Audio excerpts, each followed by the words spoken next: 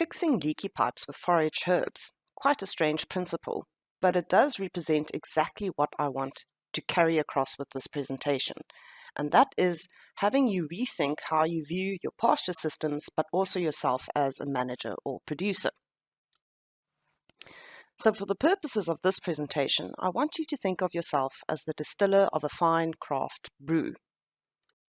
But instead of grains, water and some other secret ingredients, your inputs are going to be things like the species you decide to plant, how you manage your irrigation, the fertilizers you apply, and even how you feed concentrates on farm. That's all going to combine into your signature recipe or pasture system. Instead of feeding into a large copper still, your fermenter is going to be your dairy cow, and she is going to use all of those ingredients to produce your craft brew or milk. The thing is just that over time, we might have started to develop leaky pipes within our systems that are reducing our efficiency. So in our grass monoculture systems, typically in the region reliant on kikuyu and ryegrass, I've identified 3 leaky pipes we need to look at. And the first one is the need to annually oversow our entire pasture platform. Now, the need for this is driven by the fact that our ryegrass component doesn't persist very well. And this is because our summers tend to be relatively hot and dry in the region. The ryegrass plants then really struggle to survive, and we lose that component and we need to replace it. The second leaky pipe is the slump in summer production we often see in our region. Now that is driven by those ryegrass plants really struggling through the summer. You might have tufts where there's a lot of leaf death, and that negatively impacts quality, but also because a large component of our pastures may be kikuyu. And we all know that kikuyu has a relatively low forage quality compared to some temperate pasture species, and that all suppresses milk production. The third and last leaky pipe I want to address is fodder flow. So this is two-pronged. The first one is that we need to ensure that we're producing as much as possible fodder on farm so we don't have to buy in feed, because buying in feed is one of the major leaks within our system. The second one is the junk in, junk out principle. So if you're cutting your silage from your ryegrass component in the spring, when it is overgrown, lodged, and in the reproductive phase, it stands to reason that you're probably not producing very high quality silage. Also, if you're cutting silage off of kikuyu, you need to understand that it's likely to have a relatively low forage quality. This means that although we assume our animals are grazing really high quality pastures in the winter, half of their intake might actually be coming from very low quality silage, which could actually negatively impact our winter production. Now, the thing about leaky pipes is, of course, you can try and plug them through making small management tweaks, but a better approach would probably be to simply replace those leaky pipes with better new pipes. And this is really where the new heroes in the pasture game can change how our pasture systems function quite radically. And I'm in particular referring to species like chicory, plantain, and the newer varieties of tall fescue. So these species have the advantage that they do actively grow during the summer months, they have a very high forage quality, and they also have the advantage that due to their deeper root systems and other characteristics, they may be more resilient to our hot, dry summers. Another advantage is that they actually combine really well with legumes like lucerne and red clover, which up until now we've struggled to incorporate into our kikuyu ryegrass systems. So what did we do on Outeniqua? Well, we decided we needed to evaluate these species on a much larger scale. And we did that in the form of a farmlet study. So we had 4 farmlets of 5 hectares each, and they were allocated a unique pasture system each. So the first farmlet was a traditional kikuyu ryegrass system, where we simply oversowed the kikuyu on an annual basis. Then for the remaining 3 farmlets, we sprayed out the existing kikuyu. And on the one farmlet, we established a mixture containing plantain, red clover, and tall fescue. Another farmlet, referred to as the monoculture system, we established half of the farmlet to plantain monoculture and the other half to a tall fescue monoculture. And the animals would then typically graze the plantain in the morning and the tall fescue in the evenings. The fourth and last system was only included from year 2 onwards, and here we established a mixture containing plantain, chicory, ryegrass, and lucerne. Now, aside from the novel species and mixtures we evaluated, we also aimed to manage these systems more closely to represent what happens on farm. So what we would do is each system was measured individually, and those measurements were used to allocate pasture to the respective mini herds within each farmlet. So each farmlet had its own mini herd of 25 cows, which means that we maintained a permanent stocking rate throughout the year of approximately 4 cows per hectare, and the days in milk we maintained at 150. We also did a weekly walk on each system, and that was used for fodder flow planning. So we viewed each system as a closed system. So if, for example, within a system we saw that pasture supply exceeded demand, we would then cut silage on that particular system. The silage from that system would then be fed back into the system when pasture demand exceeded supply. And much like what would happen on farm, if we eventually ran out of silage, we had to buy in lucerne, and that was fed into the system. This had the advantage that we could very accurately and precisely determine how much we were leaking from that pipe in terms of fodder flow. So let's address the first pipe, and that is the need to oversow our entire farm on an annual basis. So what I'm showing you here is the contribution of the sown component to the sward. And the first system we're going to look at is the Kikuyu ryegrass system. So here our sown component, for example, would be ryegrass. And what was very interesting is that even at its best, the ryegrass only contributed 80% to the sward components. And year on year, during November, we saw that extremely rapid decline in the ryegrass component's contribution. And this really does highlight the need to replace that component on an annual basis. But how did the alternative grass species, in other words, fescue, fare? What was really good to see is that particularly during the summer months, it did seem to persist very well during year 1, year 2, and even year 3, although during year 3 it was to a lesser degree, and we did start seeing a decline in the fescue component. And this was all achieved through a sward that was not oversown at any point. So how did the systems where we included a forage herb fare in terms of persistence over years? Well, here in red we have the plantain monoculture, in blue we have that fescue plantain red clover mixture, and in black we have the lucerne herb mixture. And what we found is that basically throughout the whole period, we could almost maintain that sown component at above 80%. What was obviously a bit concerning is the rapid decline we saw in all our sown components during year 3 in the summer. And the big question is, why did that happen? So my theory is that it is largely driven by climate.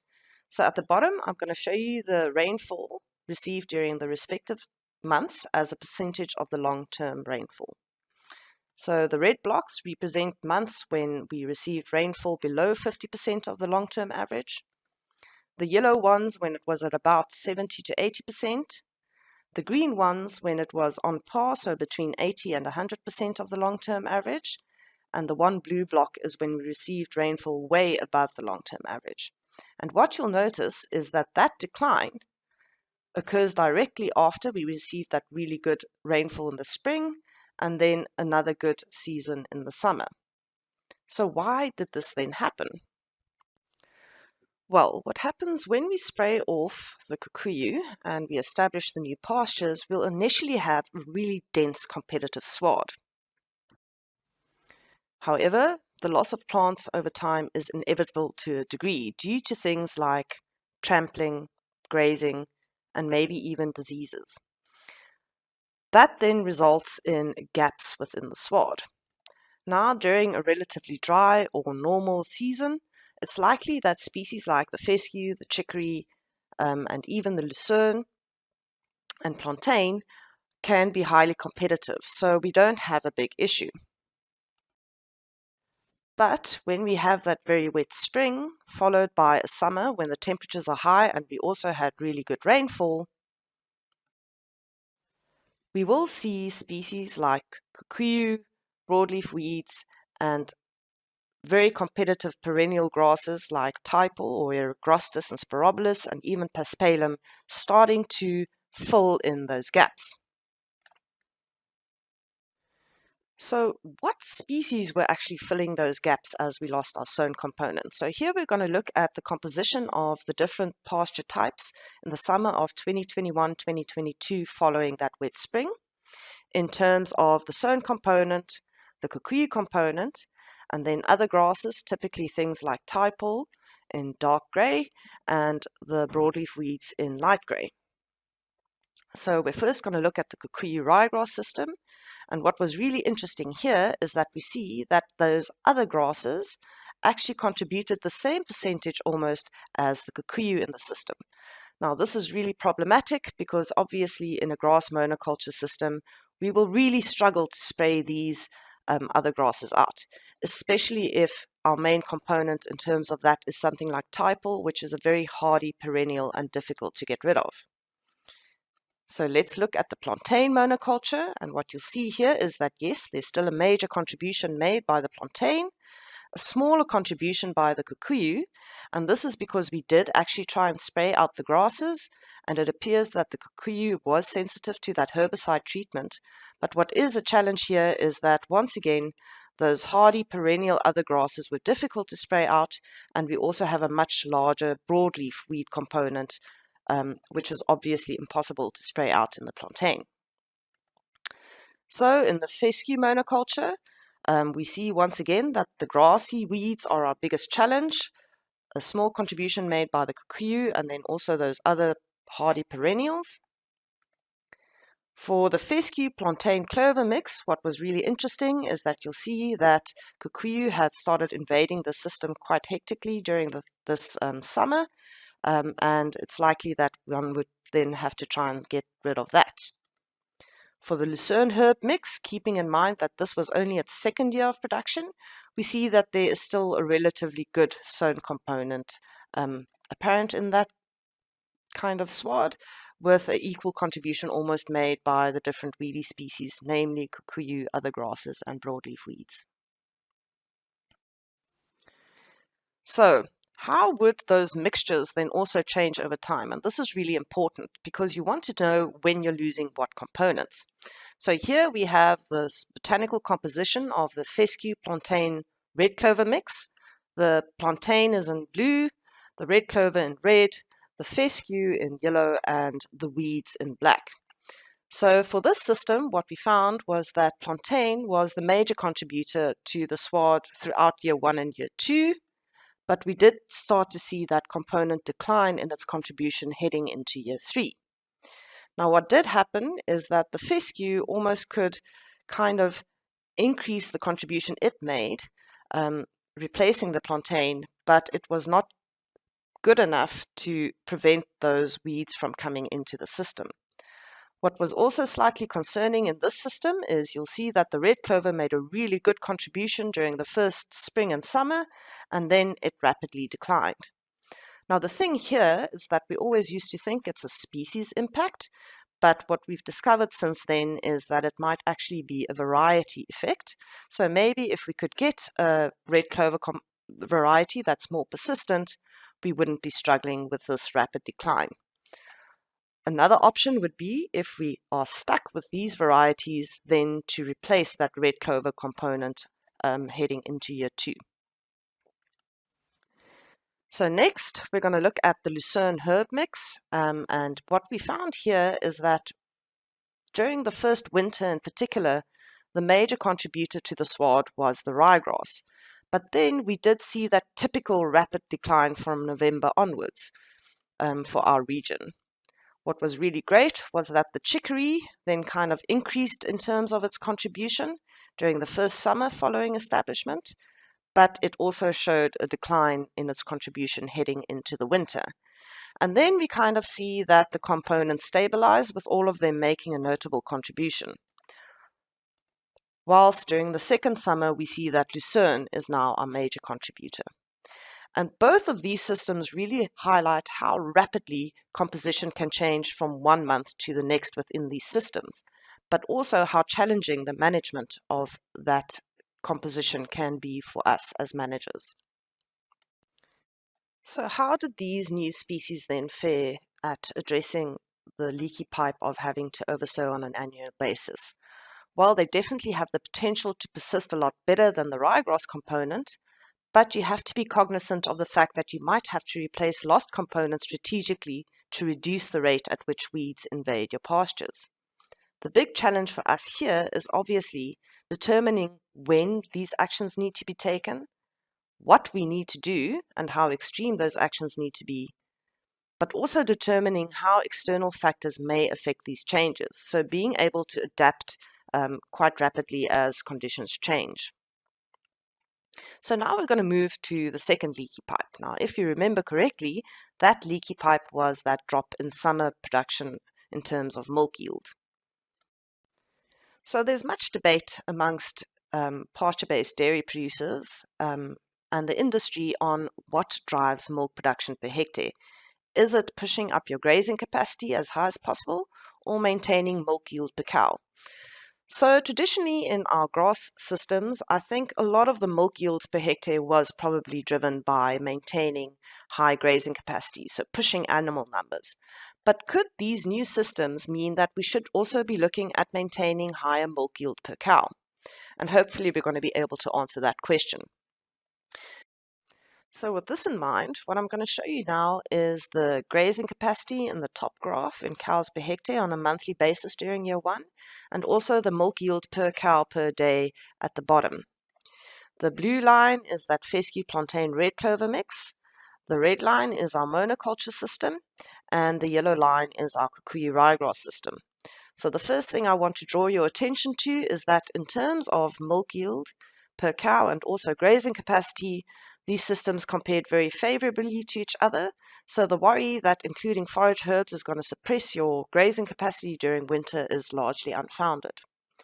What we then found is that during that spring, the grazing capacity of the fescue plantain clover mix was really the highest, and then as we head into summer and autumn, as expected, when our kikuyu is really pumping, the grazing capacity for the kikuyu ryegrass system was the highest.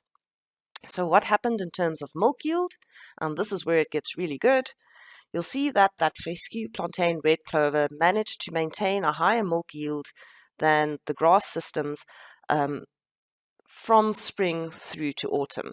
And at times it had a higher milk yield of up to 2 liters per cow per day, particularly during those summer-autumn months.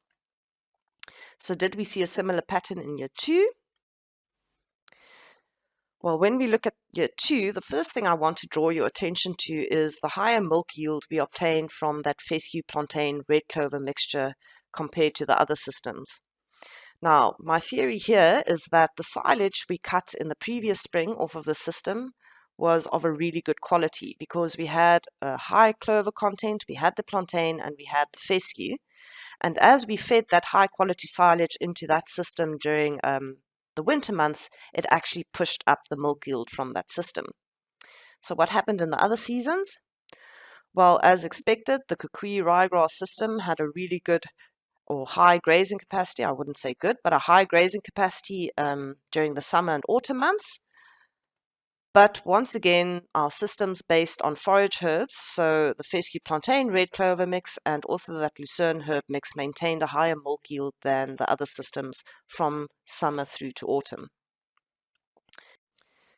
Now, year 3 is where we can really learn some important lessons. So if you remember correctly, what happened in a lot of these systems is that the weeds now started invading the pastures. So for example, this fescue plantain red clover mix had a large kikuyu component during the summer and autumn, and you'll see that its grazing capacity now more closely represents that of the kikuyu ryegrass.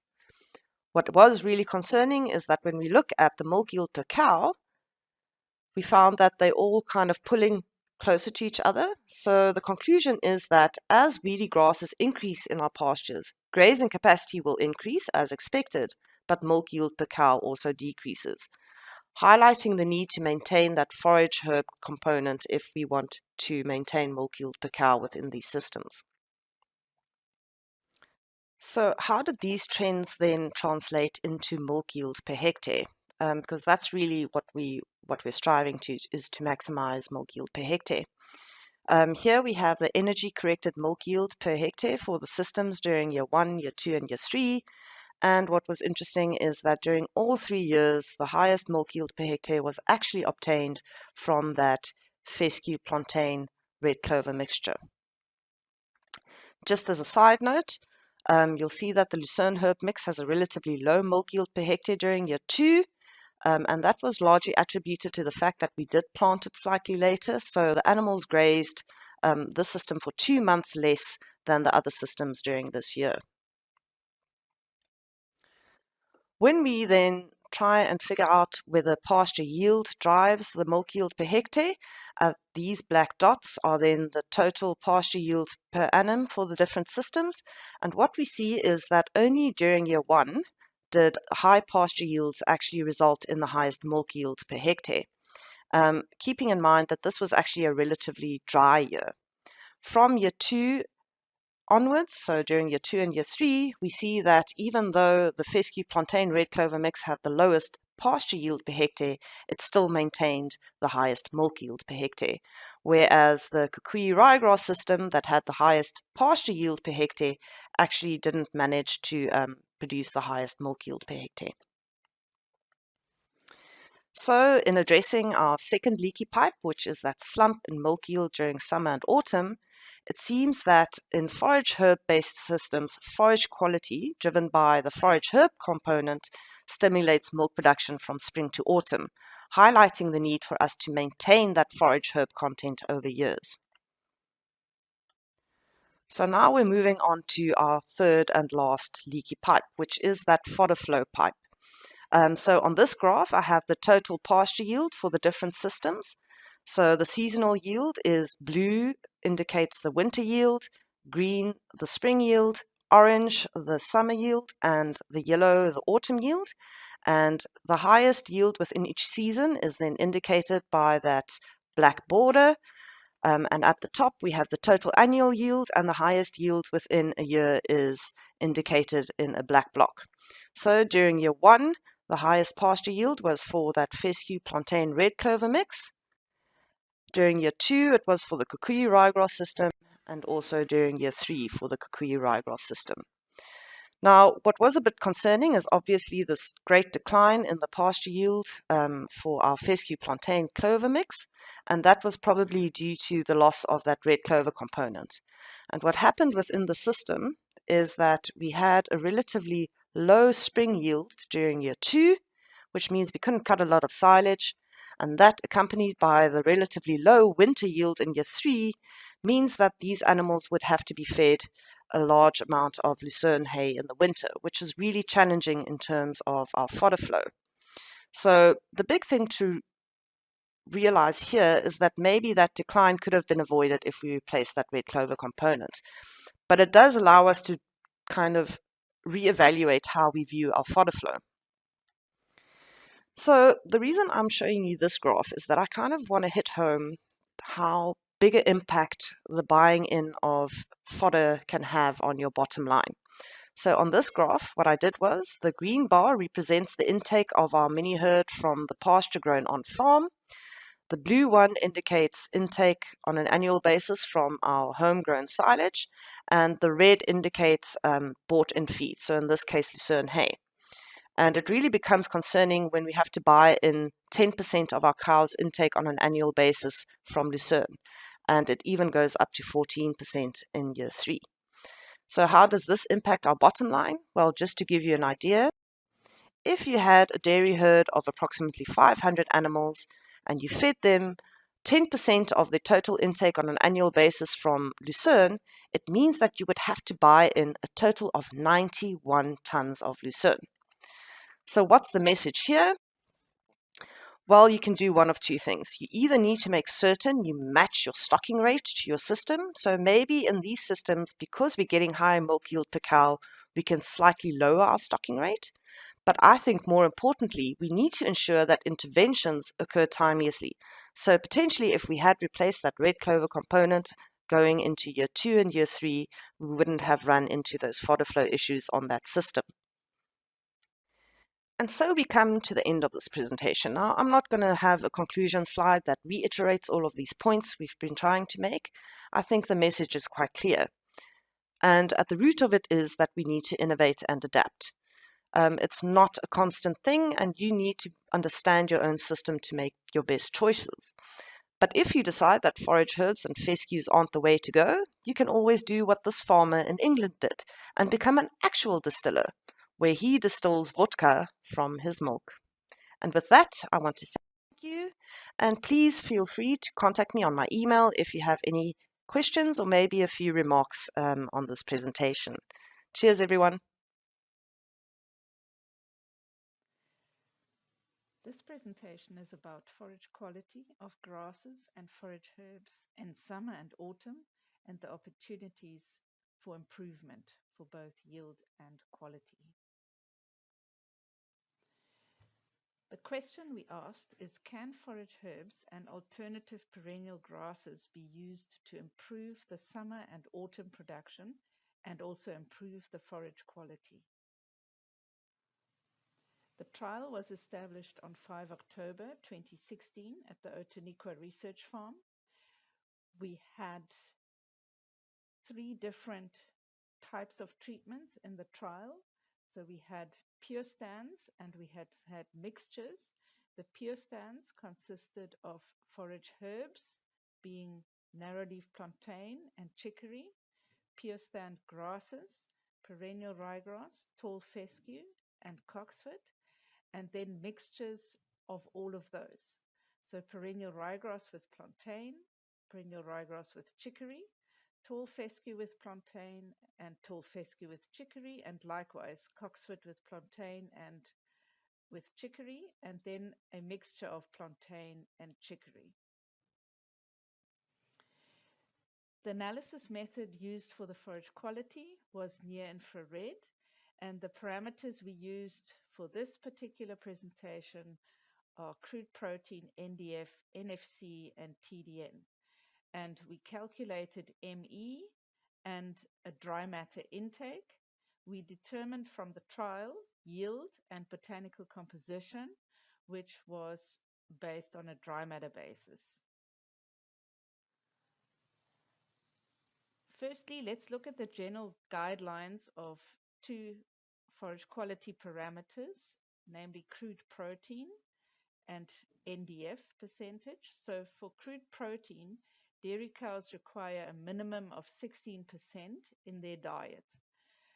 So we would say that a crude protein percentage of between 18 and 20% in the pasture is good.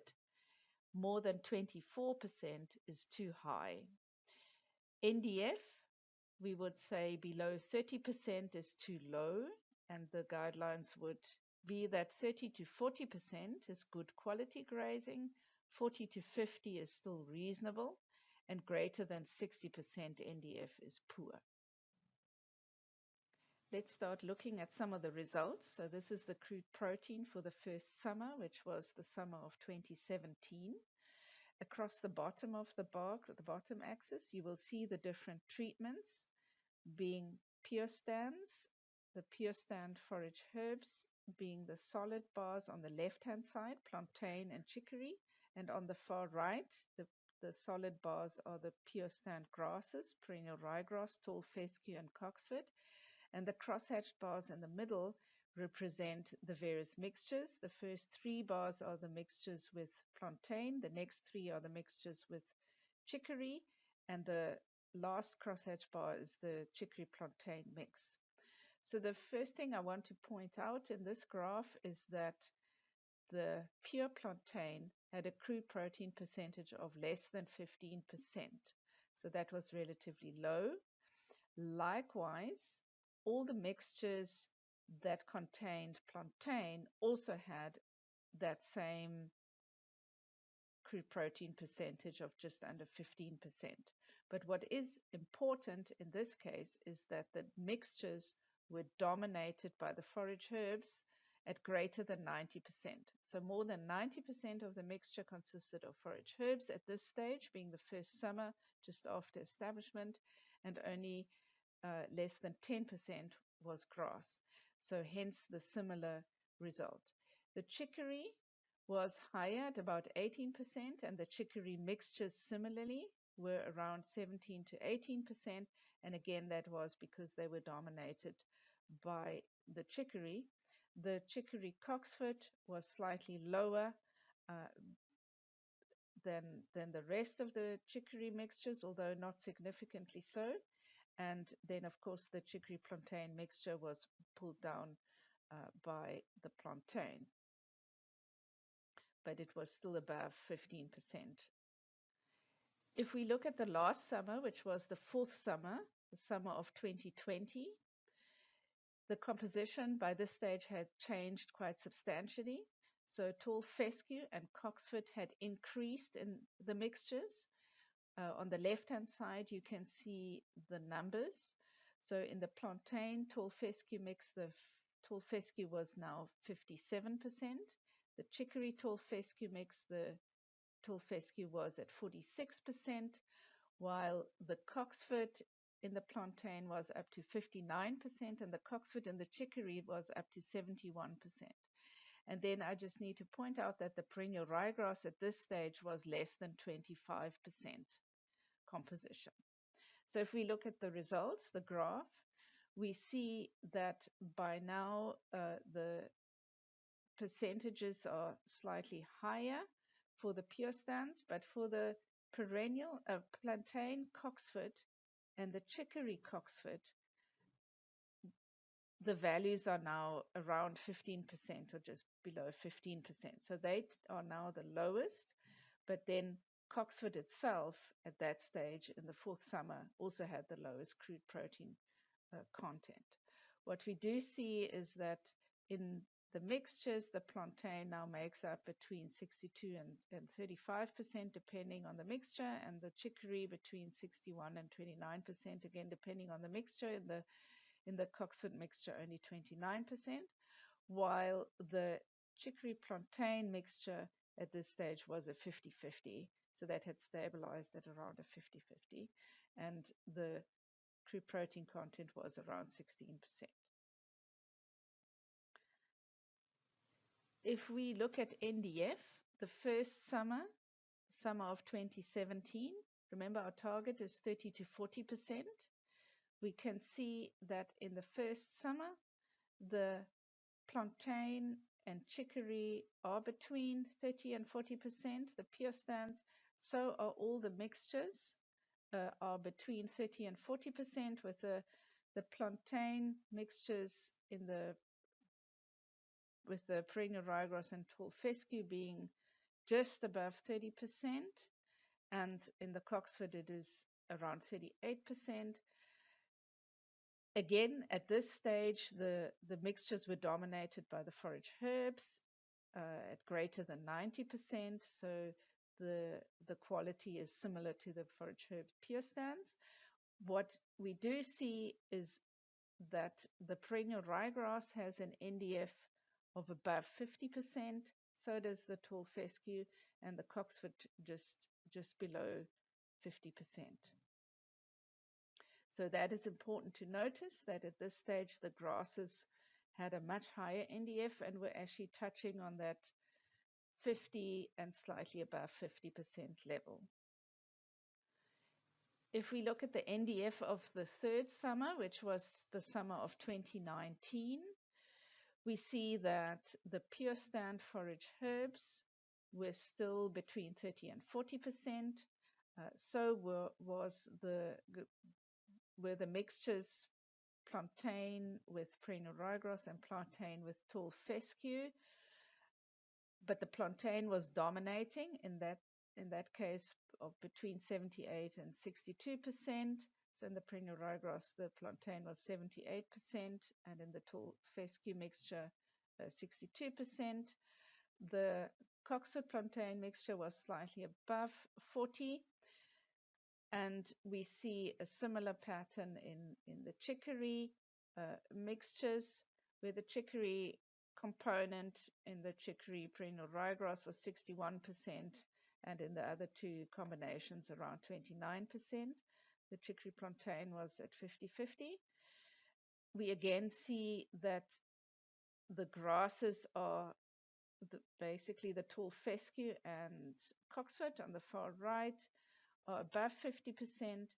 The perennial ryegrass was at around 46%, but then only 40% of that pasture was actually perennial ryegrass and 60% was weeds. So that was not really a true reflection of the perennial ryegrass since it was dominated by weeds by that stage. If we look at metabolizable energy, we calculated this from using those various parameters and using an equation from the NRC 2001. For summer 2017, we can see that on the left-hand side, we have the pure herbs, plantain and chicory, and they were at around 10.65 to 10.7%, whereas the mixture, plantain, perennial ryegrass, and plantain tall fescue were above 11. All the other mixtures were around 10.6 to 10.7. Importantly to notice what happened to the grasses on the far right. So the tall fescue and cocksfoot were around 10.4, while the perennial ryegrass was significantly low at about 10.1. It was lower than the other grasses. And that is an important part to notice in this first summer. So the perennial ryegrass had the lowest ME value. Of course, all the mixtures were dominated by the forage herbs, so that was indicative again of the forage herbs. If we look at the ME in the fourth summer, so the summer of 2020, we see that the chicory and plantain is still above 10.6. The mixtures have now, some of them have decreased, especially where the tall fescue and the cocksfoot have become dominant. It has decreased slightly, as would be expected. It is still above 10.3, to 10.4. The perennial ryegrass at this stage was less than 25% of the composition. And the chicory tall fescue had the highest ME value at this stage, while the pure perennial ryegrass on the right here, the orange bar, had the lowest ME value at just above 9.8. Now, forage quality must always also go together with good yield. It doesn't help that we simply have good quality and no yield. So yield is always important as well. So I just want to show you this graph, which was the summer dry matter yield. So this is in tons dry matter per hectare.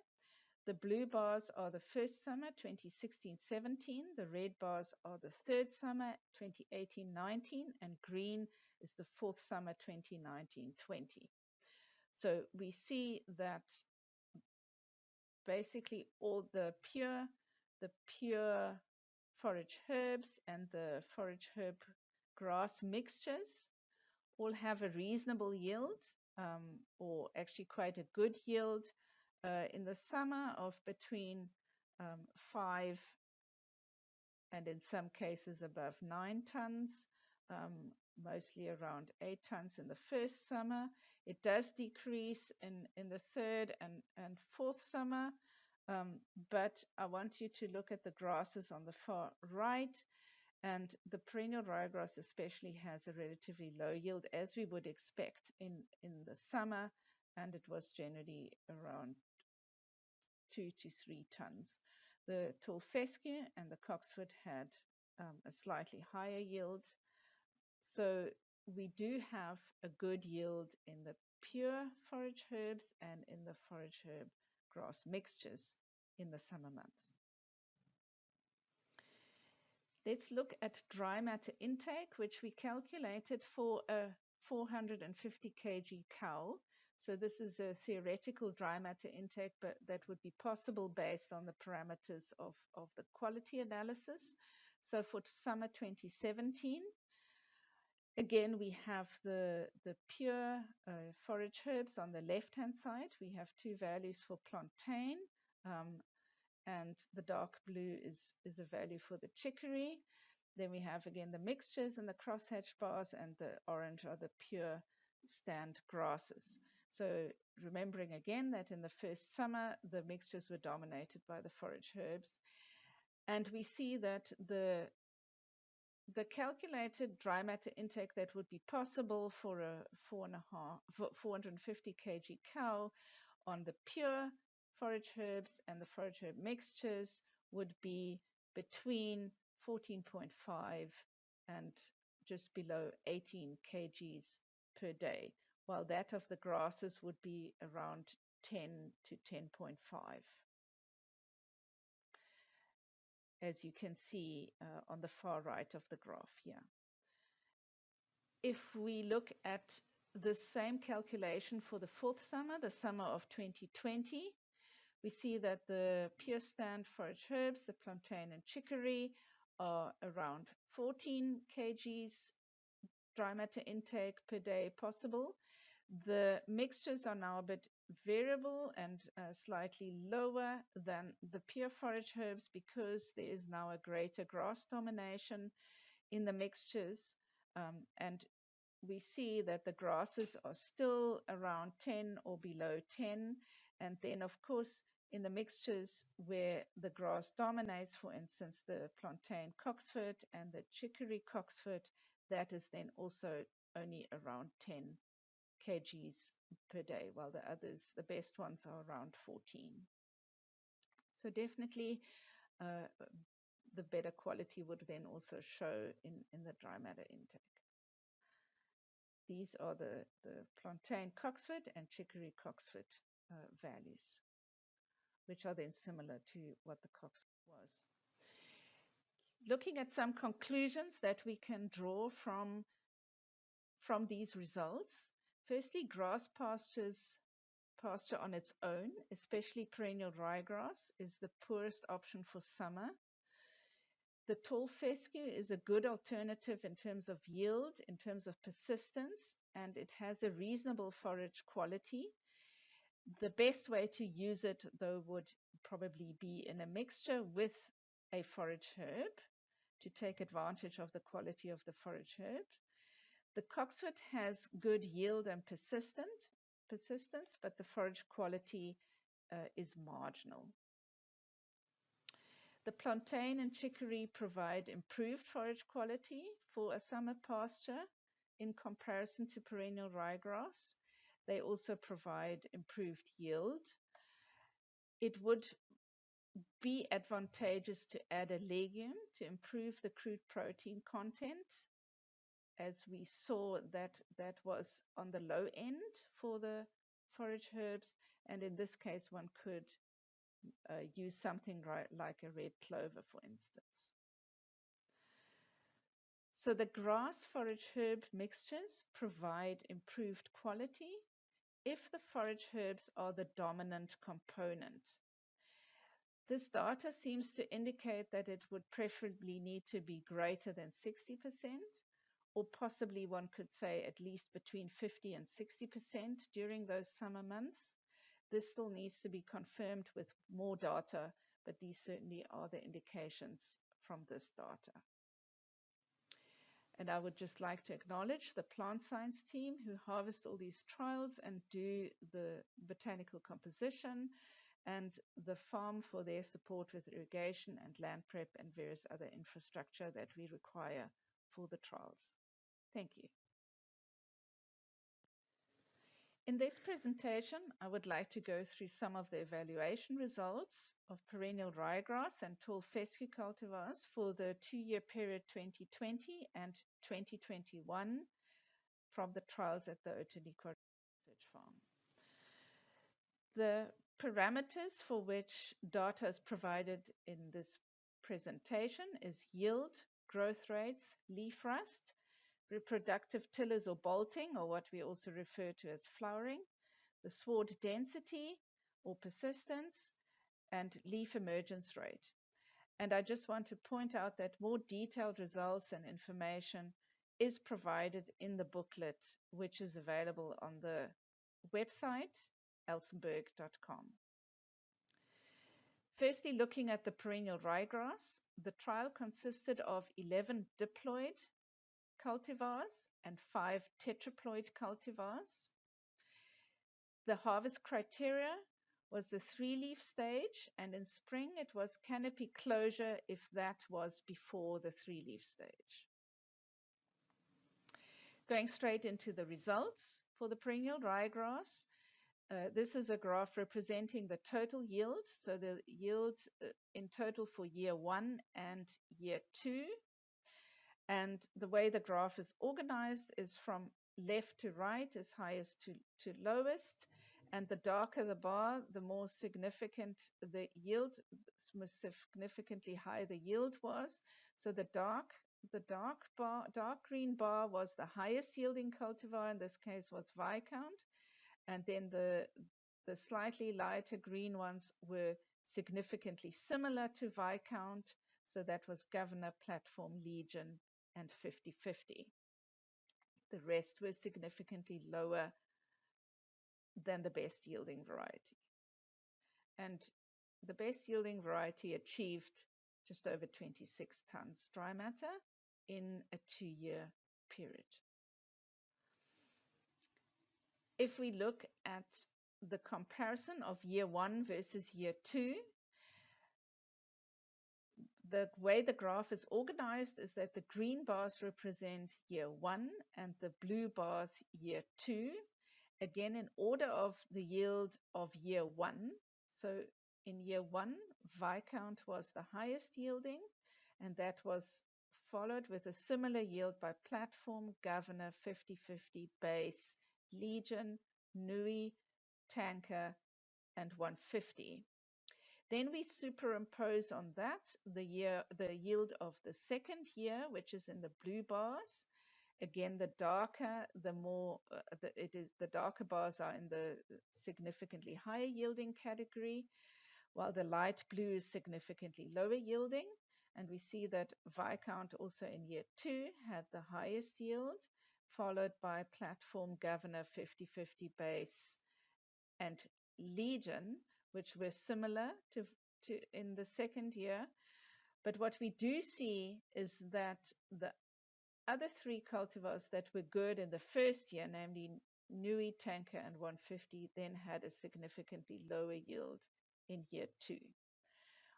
Towards the right of the graph, we see Kimbuku in year 2 had a yield that was equal to the best ones. So did Tugela. However, they had a significantly lower yield in the first year. So they were stronger in year 2, but less so in year 1. Winter yield is always important, and in this graph we compare the winter yield of the first year, being winter 2020, with the winter of the second year, being winter 2021.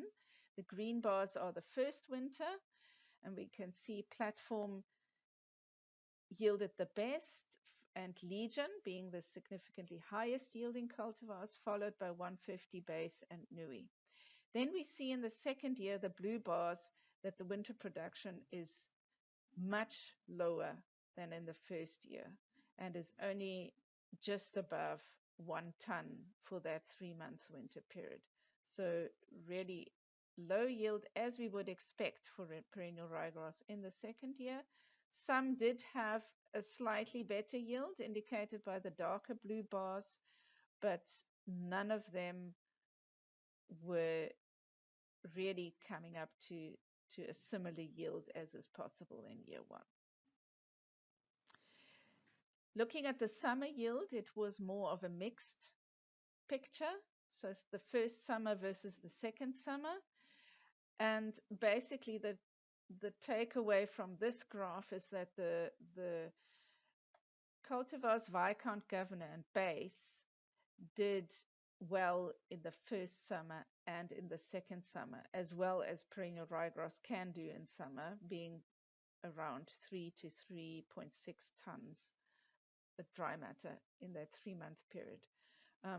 50/50 had a significantly similar yield in the first summer, but then not so in the second summer.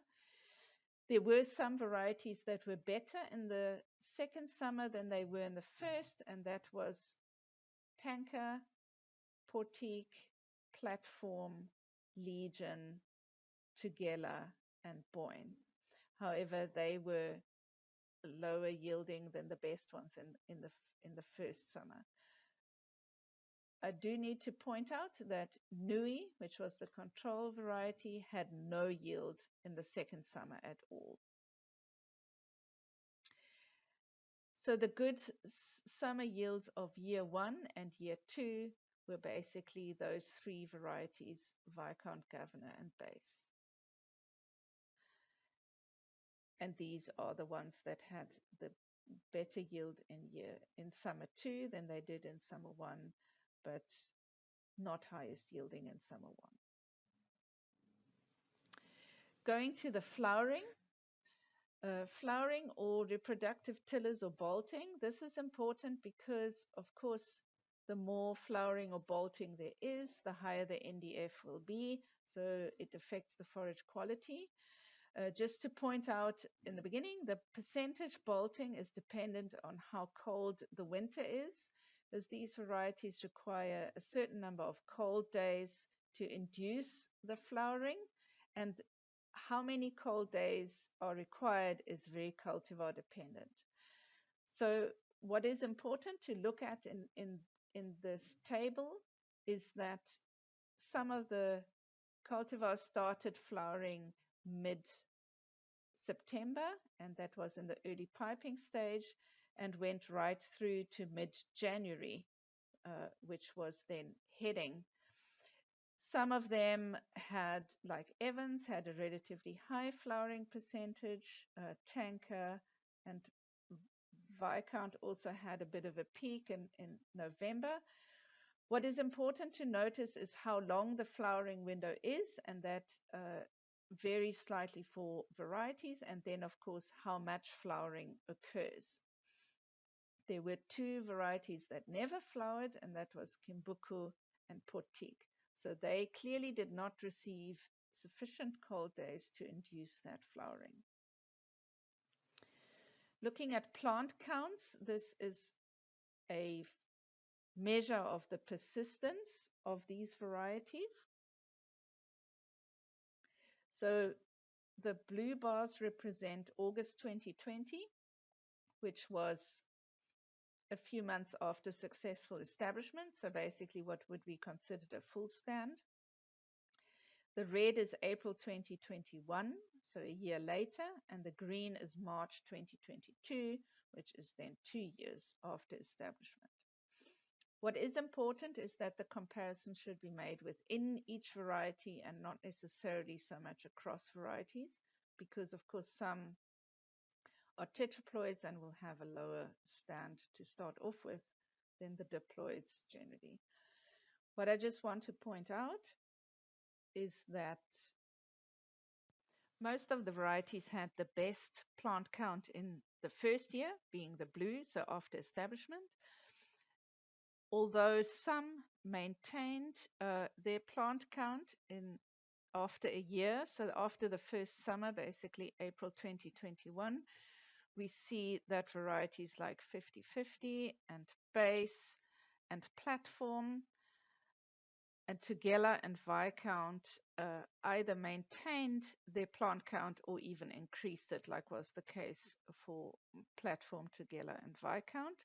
And then the plant count, generally the green after the second summer, is lower than the first, so a fair number of plants have been lost by then, and some of the varieties have gone below 50% at that stage. The standout variety at the end of the second summer was Platform, which still had almost 80% of its plants. If we look at the leaf emergence rate, so this is the mean number of days it took to grow a leaf. And remembering we want to be at the 3-leaf stage at harvesting. So the main drivers of leaf emergence rate are temperature and soil moisture. And it then follows that if soil moisture is adequate, then the main effect is temperature. We see this is from the beginning of the trial, which was March 2020 through to May 2022. So in winter, the leaf emergence rate is about 16 days per leaf. In spring, it goes down to 12 days, and in summer, 10 days.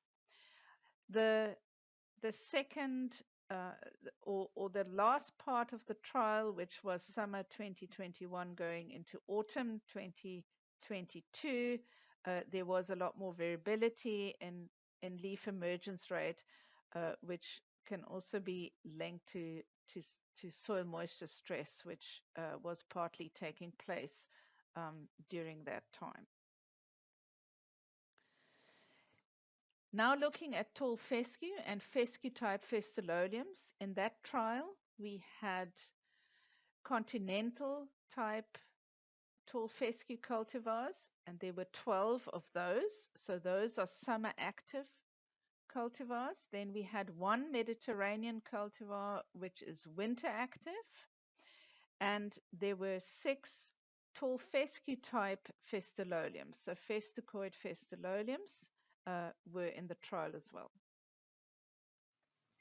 Looking at the results, this is total yield for a 2-year period. So the blue bars represent the first year and the green bars the second year. And we can see that the best yield in the first year was from Royal Q, around 16 tons, and a similarly high yield was from Tower, which was around 15.5 tons, and as was Quantico and Temora. Though the second year, those were also the highest yielding cultivars, as was Temora with its high winter production, remembering that's a Mediterranean type. And if one adds up the total yield for those 2 years, the best one was Royal Q with 30.6, followed by Quantico with 30.3, and Temora 29.8, and Tower 29.5. So those were all similar to each other.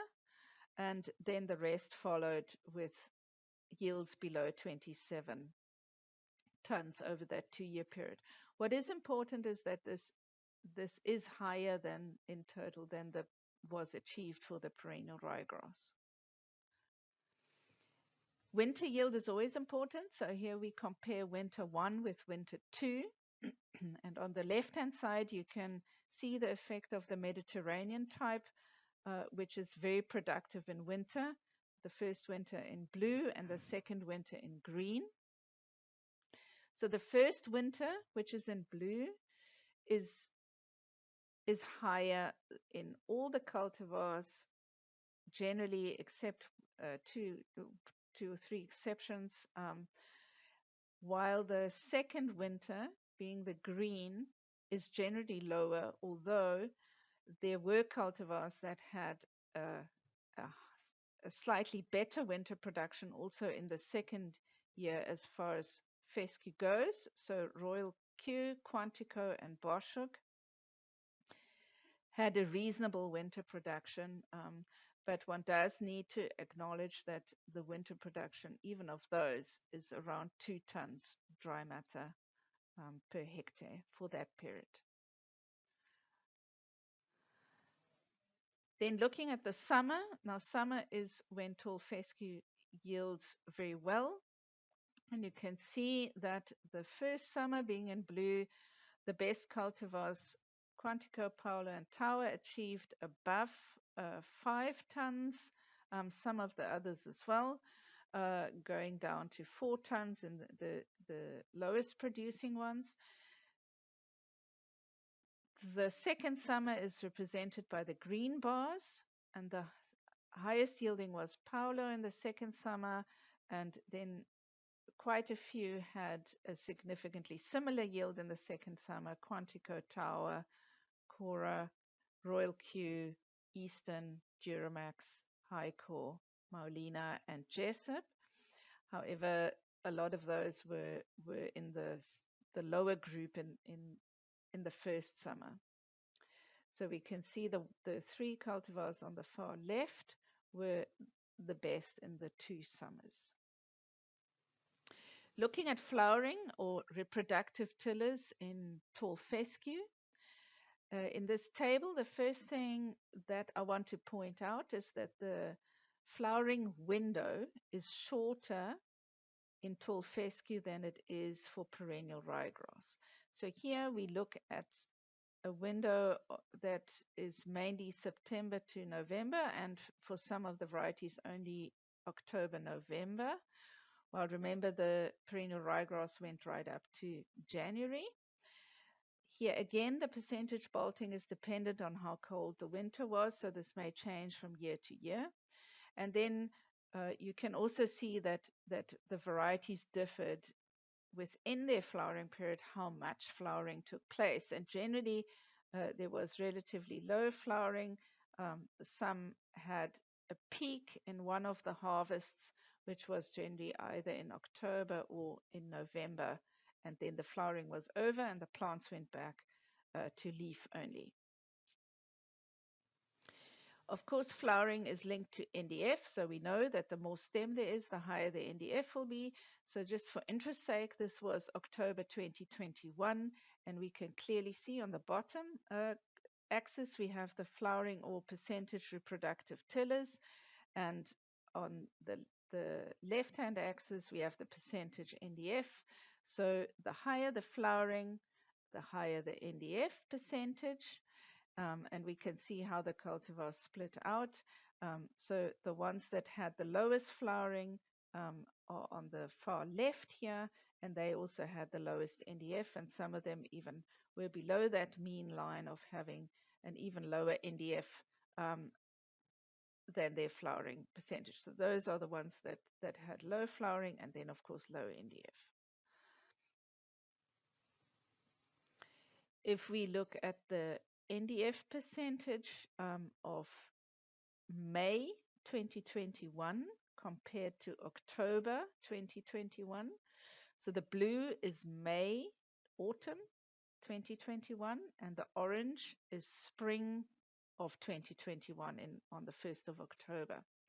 So we can clearly see that in the orange bars, the ones that are the highest were also the ones that had the highest flowering percentage.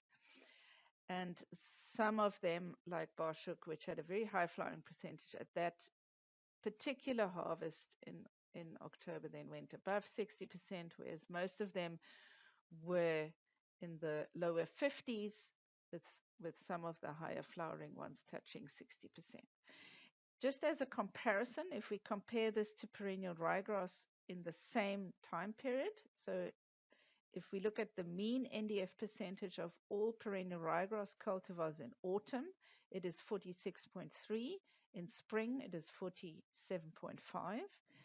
And the autumn ranges in the various perennial ryegrass cultivars. There's also differences. The mean minimum was 40 and the mean maximum 50.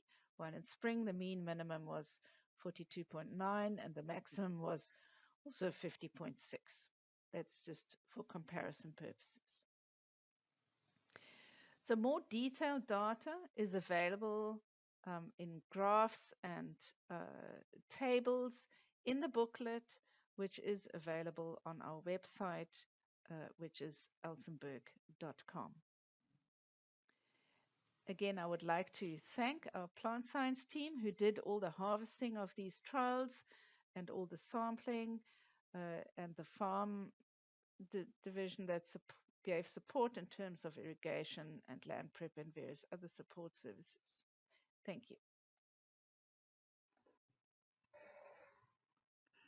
There are many different feed additives available on the market, and last year we evaluated Aspergillus oryzae metabolites as a supplement to cows grazing Kikuyu ryegrass pasture. The profitability of milk production is under pressure as input costs rise all the time and milk price is not keeping tread with that. And we know that milk production is limited by energy intake. Rumen capacity of cows is one of the limiting factors, and therefore the rate of passage that digester moves through the digestive system is very important. Fiber digestion also plays an important role in terms of rate of passage through the digestive tract. And fungi have the potential as a feed additive to impact on fiber digestion. So Aspergillus oryzae is a fungi. So there are metabolites derived from Aspergillus oryzae that is a possible additive that can be used for dairy cows. And these fungi break down cellulose and hemicellulose. The idea is that it has to open up the fiber structure for bacteria to be able to attach. This then enables rumen bacteria to digest fiber at a faster rate. Many studies have been done on supplementation of different fungi, Aspergillus oryzae metabolites, and results that have been reported indicate a higher dry matter intake and an increase in fat-corrected milk. However, most of these studies have been done on TMR diets, and the question is, how will this additive work when we feed it to cows on the pasture? The aim of the study was to determine the effect of Aspergillus oryzae metabolites on milk production and milk composition of Jersey cows grazing Kikuyu ryegrass pasture in spring. So we basically had two treatments. Treatment 1, 6 kg of a concentrate without the Aspergillus oryzae, and then 6 kg of a concentrate containing 3 grams of Aspergillus oryzae derived supplement. That would be 3 grams per cow per day. The diet's concentrates were as followed. Basically, it's a maize-based concentrate, 50% maize, some hominy chop, 19%, wheat bran 8, soybean hulls 8, and then soybean oil cake as the main protein source at 7%, and then some other feed components to balance the diet. What's important to note that on the Aspergillus oryzae, there was a 0.5 kilogram of Aspergillus oryzae per ton. The product that was used was Amafirm, then fed at 3 grams per cow per day. The chemical composition of concentrates is basically 87% dry matter, crude protein on a dry matter basis 13.9, Me 12.1, NDF reasonably low at 18, starch 46%, calcium at 1.0, phosphorus at 0.41, and magnesium at 0.4. Materials and methods: we used 40 Jersey cows with 20 cows per treatment that were used in a randomized block design. So cows were blocked according to milk production, days in milk, and lactation number.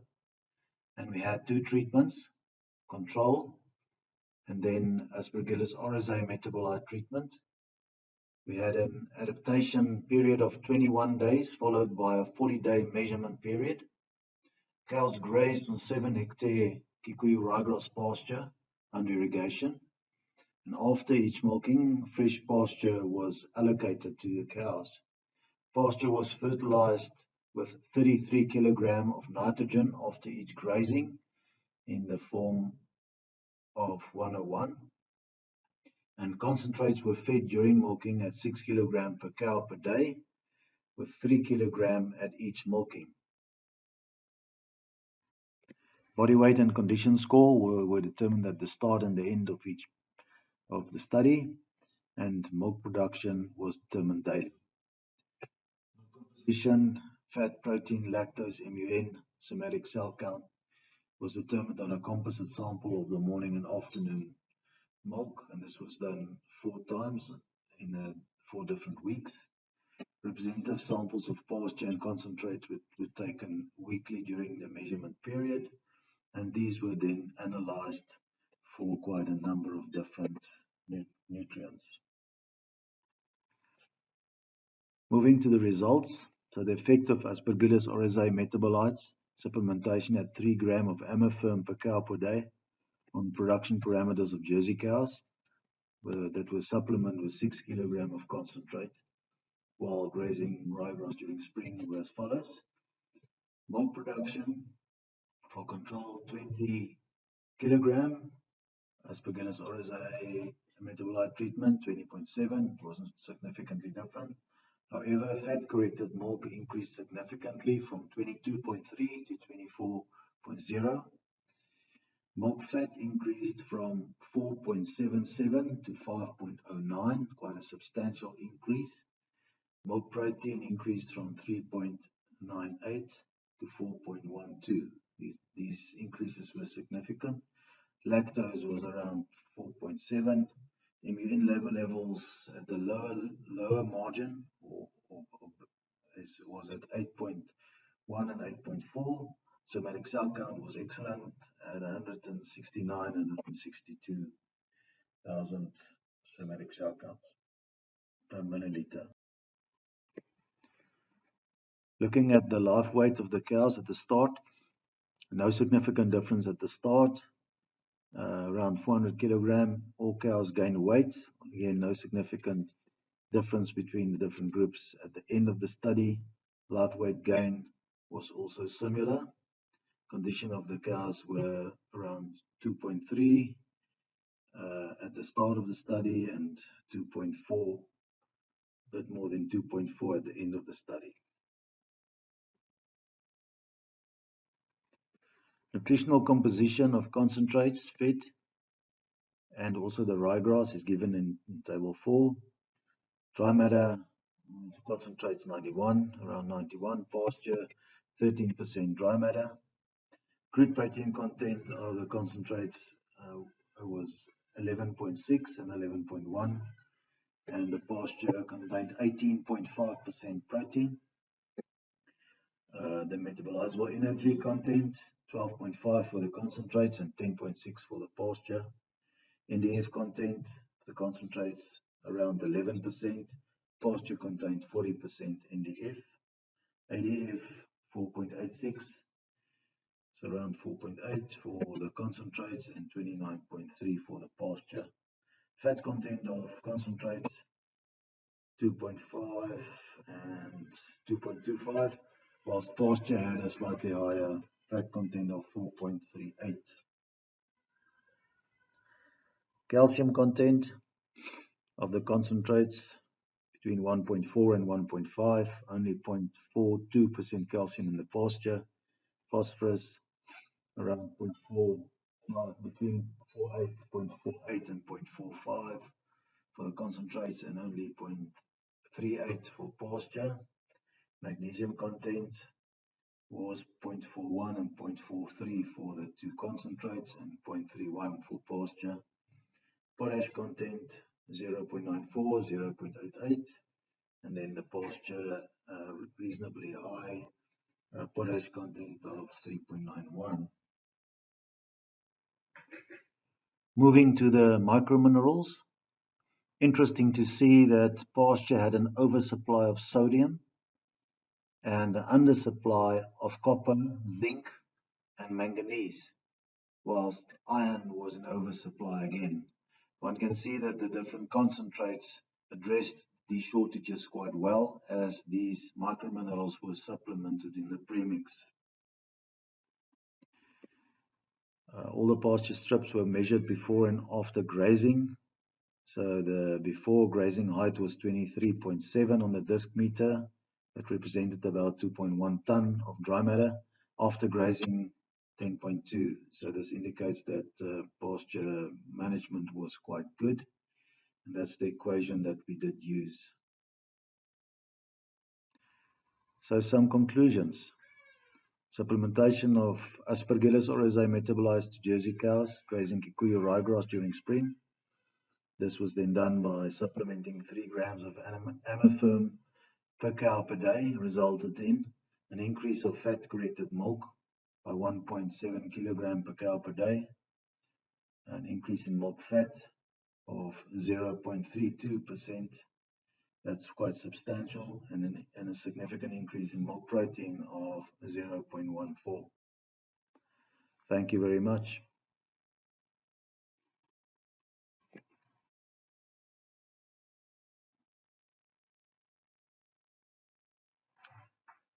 This presentation is about an old problem. At Outeniqua, we've also had our problems with milk fever in the past, but since 2020, we have followed another way to counter this problem, and we have been feeding a calcium binder to our cows around calving, and then keep the cows on high quality pasture. So I want to share with you some of the information that we've gathered on prevention of milk fever using this approach. Milk fever symptoms are well known to farmers. It happens around calving. The cow walks unsteadily. You see some muscle spasms, some nervous symptoms. Then you get a downer cow. Muscular weakness occurs.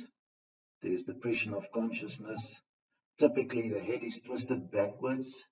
And we experience this more with older cows and also higher producers. It's possible that between 5 and 10% of cows will be affected. Milk fever has really been an old problem that's been with us for many years. It is well known that Jersey cows are more susceptible than Holstein cows, and we experience here an increase in calcium demand around calving. This happens when the production of milk is started and the colostrum milk is being produced. A lot of calcium is drawn out of the system into the udder, and then there's a critical shortage of calcium in the blood.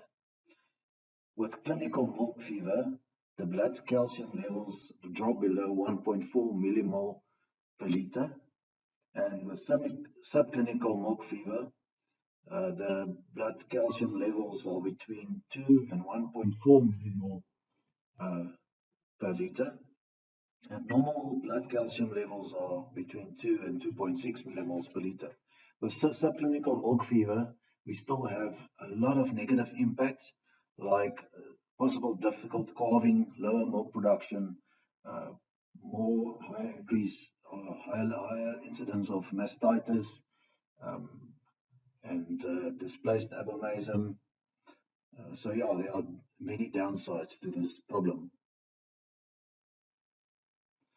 Feeding of anionic salts has been the method of choice to prevent milk fever, but when you feed anionic salts, you cannot keep cows on pasture. You have to feed roughage with a low potash content.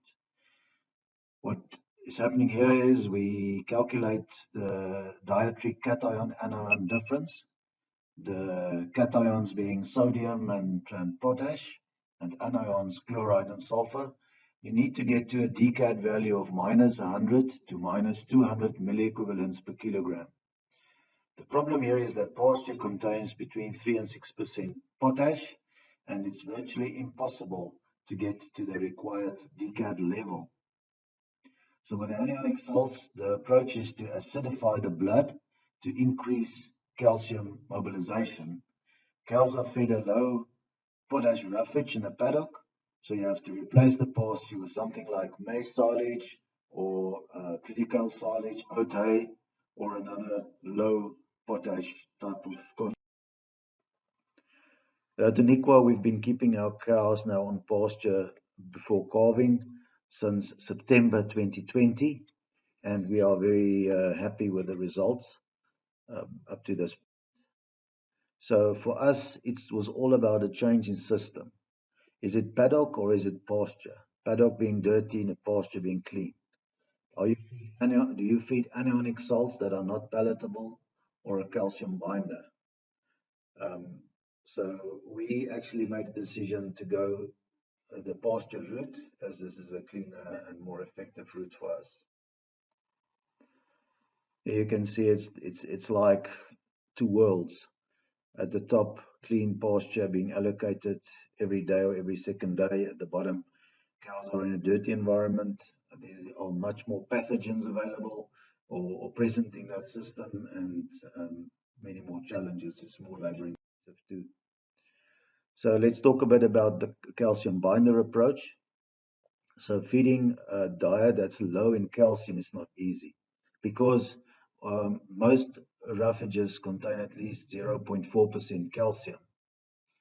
So a cow grazing kikuyu ryegrass, 10 kilogram dry matter per day would take in about 40 grams of calcium.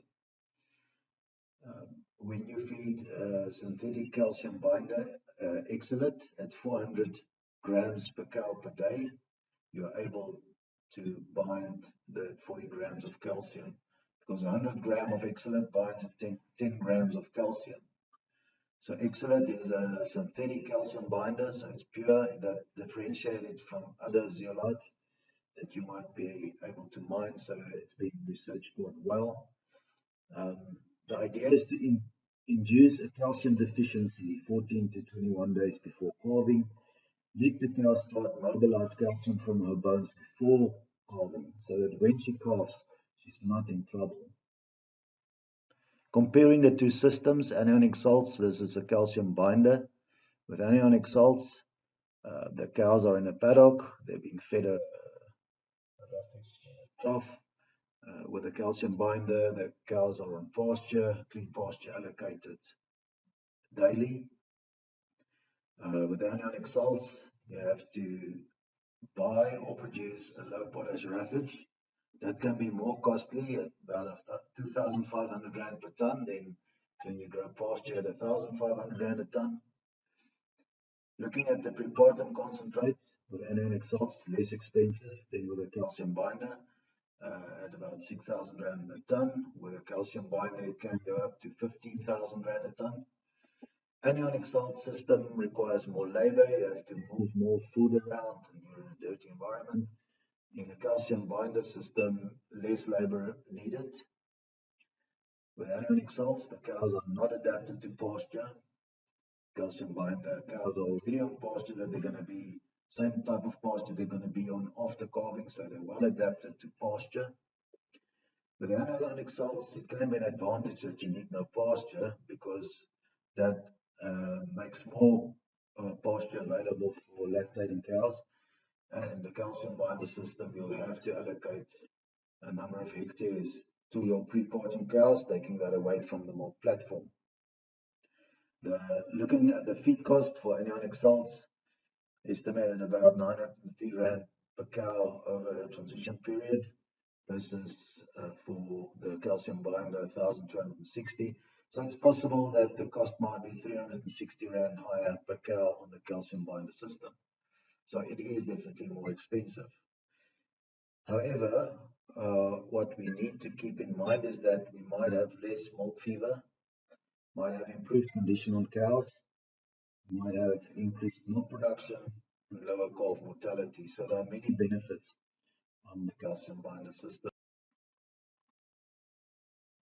So how effective was this system? We've been on this since 2020 and we've calved 600, we had 600 multifarious calvings since then.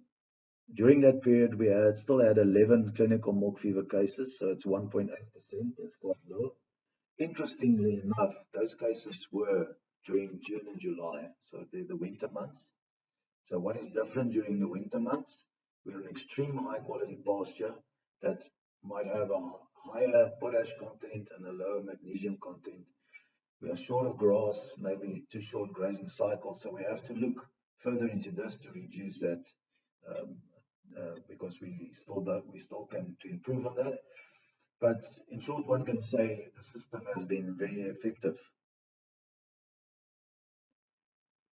What one must keep in mind is that do not graze roughages that contain high levels of calcium, like clover, lucerne, plantain, or chicory prepartum, because then the challenge to bind that calcium will be much, much higher. So we allocated between 6 and 8 hectares Kikuyu ryegrass under irrigation for our steam ups, and we've been using that area since 2020. What's important in the total diet for these cows, one must ensure that magnesium levels are sufficient at 0.45%, calcium not higher than 0.5%, phosphorus below 0.45%, and don't go too high levels of potash.